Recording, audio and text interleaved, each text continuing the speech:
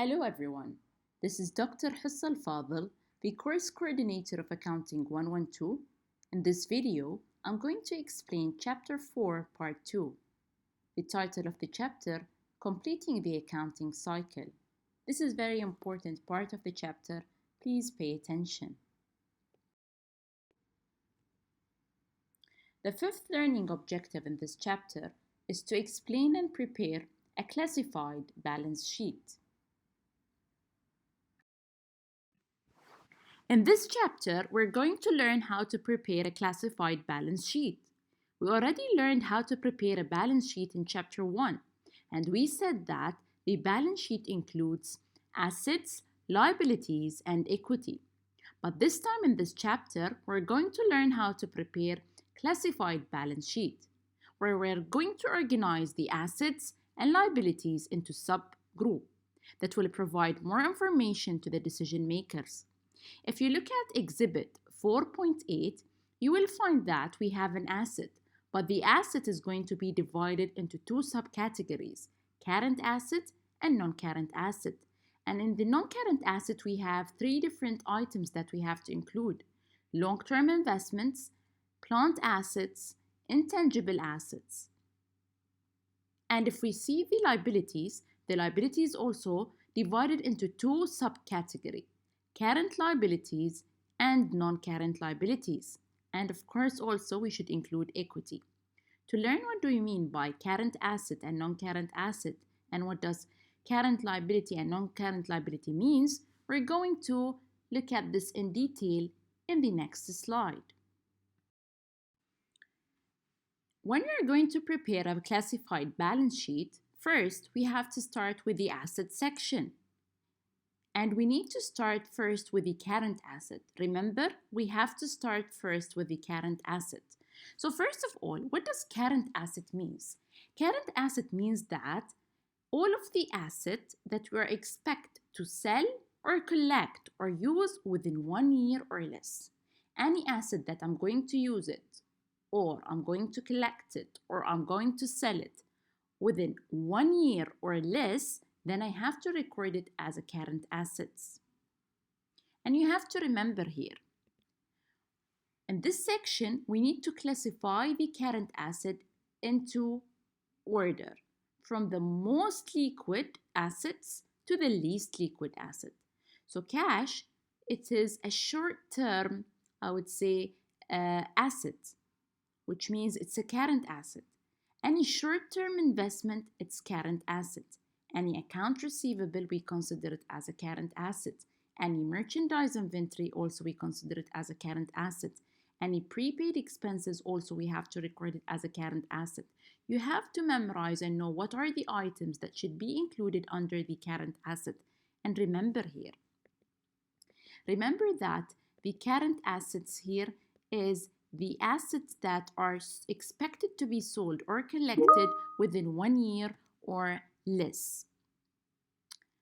And we always start with the cash, and then short-term investment, and then account receivable, and then merchandise inventory, and then prepaid expenses. So remember, when you are going to prepare a classified balance sheet, make sure that you classify them in order from the most liquid asset to the least liquid asset, and we are going to take the total current asset, which is shown here as 42,900. After preparing the current asset section, now we are going to move with the non-current asset. What do I mean by the non-current asset? Here I mean that all of the assets that are expected to be used, collected, or sold within more than 1 year. And as I said earlier, that the non-current assets includes three items: long-term investments, plant assets, and intangible assets. So now we're going to start with the first non-current assets item, which is the long-term investment. What do I mean by the long-term investment? Long-term investments are investment that the company are expecting to hold it for more than 1 year.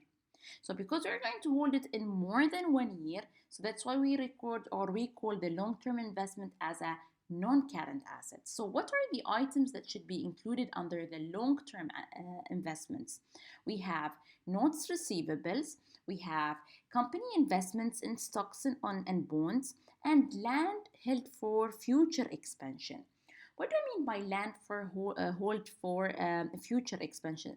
This is very important. So now you have to differentiate between land held for future expansion and a land, because there is a differences. When I say land held for future expansions, it means that the company is using the land as an investment to get profit in future. But when I say a land that it's used for operation, if they told you the land is used for operation, it means that this is not long-term investment. But if they told you that this is the land and we are using it for future expansion or held for speculation, here we mean that the land is not for the company use, the operational use, it is for future use or for future investment to get profit. So you have to take care here when you're reading the land, when you're classifying the land, read carefully. If it's land held for future expansion, then you have to record it under the long-term investment. But if they tell you that this land is held or it's for the operational use of the company, then I have to record it as a plant asset. Then I'm going to take the total of the long-term investment, which is 67,500. Okay?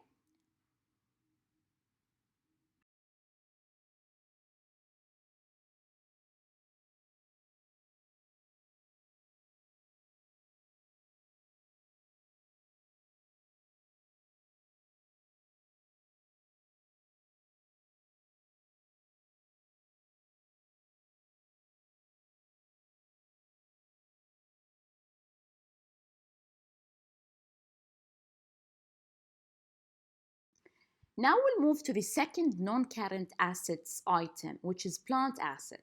In the plant asset here, I'm going to include all of the assets that the company use for the company's operation. Like for example, equipment. If this equipment is used in the company for operation, for the company's operation, then I'm going to record it as a plant asset. If the building is used for the company's operation, I'm going to record it under the plant asset. So remember, any equipment, any building, any, for example, here land, we have to record it as a plant asset. So you can see here we have in the plant asset the land and in the long-term investment land. But the difference between the land in the plant asset and the land in the long-term investment, the land here in the plant asset, it's land used for the company's operation. But the land held for future expansion, those are investment. Okay, so you need to differentiate between them. And remember here, if you're going to record the equipment and building, and if there is any accumulated depreciation for the equipment, you have to include it in your balance sheet. So we have here equipment and building, which is 203,200. And we have also here less the accumulated depreciation. So because the accumulated depreciation is a contra account to the equipment and building, that's why I say less. So remember, the accumulated depreciation, it should reduce the equipment and building. Okay, so the accumulated depreciation here is 53,000. So if I remove 53,000 or I deduct 53,000 out of the 203,200, I'm going to get 150,200.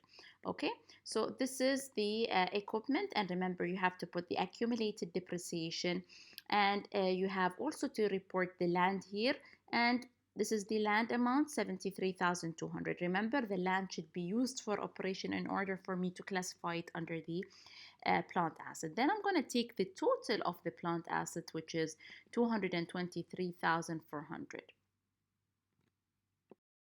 And now we are going to move to the last non-current asset item, which is intangible asset. What do I mean by intangible asset? Here I'm talking about assets that we use to produce or sell product and services which lacks physical form. So we have some asset now. The plant asset or asset that we can touch, we can see it has a physical substance. But when it comes to the intangible asset, those assets that lacks physical substance, we cannot touch, but it has a value. It will add value to the company. So intangible asset, here we have an example of intangible assets. So here is the intangible assets is 10,000, but one of the example of the intangible asset is patents, copyright, trademarks, and goodwill. Those are example of intangible asset. So copyright, it means that if you have here a book and the book has a copyright, so the copyright here, it's an intangible asset. So you have to know what is intangible asset and what are the example of intangible asset. So now what we're going to do, I'm going to take the total current asset with the total long-term investment plus the total plant assets plus the intangible asset. Then I'm going to get the total asset. So the total asset here is 343,800. Remember, it's similar as we did before in chapter 1, but this time we are classifying it into subcategories. So remember, when you're going to prepare the asset section, you have to start with the current asset, and especially in the current asset section, you need to prepare and list all of the items in order from the most liquid asset to the least liquid asset. And then you are going to record the long-term investment, and you are going to put all of the investment by the company, the long-term investment by the company under the long-term investment section. Then under the plant asset section, you are going to include all of the assets that the company used in the operation, like equipment, building, and land. Then I'm going to take the total, and then I'm going to list the intangible asset. Then I'm going to take all of them, all of the totals, and I can calculate my total assets. Now we'll move to the second item in the balance sheet, which is liability. So the liability will be classified into two classification or subcategory. We have current liabilities and we have long-term liabilities, or sometimes we call it non-current liabilities. So now let's focus first on the current liabilities. So now we know what is liabilities. Liabilities is obligation to pay back the money. Okay, it's obligation to pay back the money. What do I mean by current liability? Current liability, it means that the company is going to pay their obligation, or they are going to repay the money within 1 year or less. If the company is going to pay the money, their obligation, within 1 year or less, then I have to record it as a current liability. So all of the items under the current liability should be liabilities that is going to be due within less than 1 year. Accounts, you have to remember that accounts payable is always current liability because I have to pay it within less than 1 year. Wages payable or salaries payable also, they are current liabilities. Why they are current liabilities? Because I have to pay them in less than 1 year. We have to pay the salaries on a monthly basis. So of course I have to pay them within less than a year. That's why I have to consider them as current liabilities. Notes payable, here you have to take care. Notes payable means that the company is taking a loan. If the company takes a loan, they have to record liability because they need to repay the loan. Here you need to read the question carefully. If the notes payable or the loan, you have to pay it back within less than 1 year or 1 year or less, then you have to record the notes payable as a current liability. But if the loan that the company took will due within 2 years or 3 years, which means that you have to pay it within 3 years, then this is not a current liability. It will be a long-term liability. So here under the current liability, I have to record all of the liabilities that will be due in less, or I'm going to repay it within less than 1 year. Then I can calculate the current liability, and the total current liability is 29,000. Now I'm going to move with the long-term liabilities, or sometimes we call it non-current liability. What do I mean by non-current liability or a long-term liability? It means that the obligation that the company needs to pay within more or longer than 1 year. For example, if the company took a loan and the loan they have to repay it within 5 years, then in this case I have to consider this obligation as a long-term obligation. Why? Because I shouldn't pay the money back to the bank within 1 year. I have 5 years to pay it. So it is a long-term liability. I'm not going to pay it within 1 year. I'm going to pay it within more than 1 year. So that's why I have to classify it as a long-term liability. Then I'm going to take the total liability. How I'm going to take the total liability? I'm going to take the total current liability plus the total of long-term liability. It will give me here a total liability of 179,000.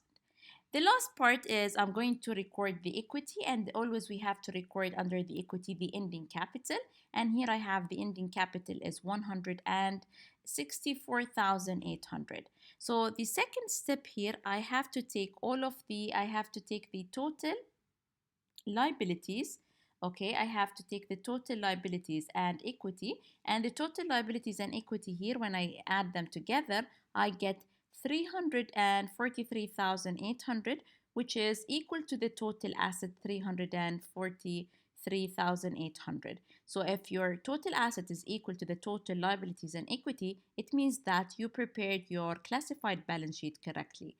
Again, this is very important topic that you have to study it very well, and you need to just make sure that you know how to classify the accounts under each category, under each subcategory. You know how to record the accounts under the current asset, and what does current asset means, and how you are going to record the long-term investment, what are the items that should be included under the long-term investment, and the same with the plant assets, intangible assets, and current liabilities. So this is very important for your case study. Please study it very well.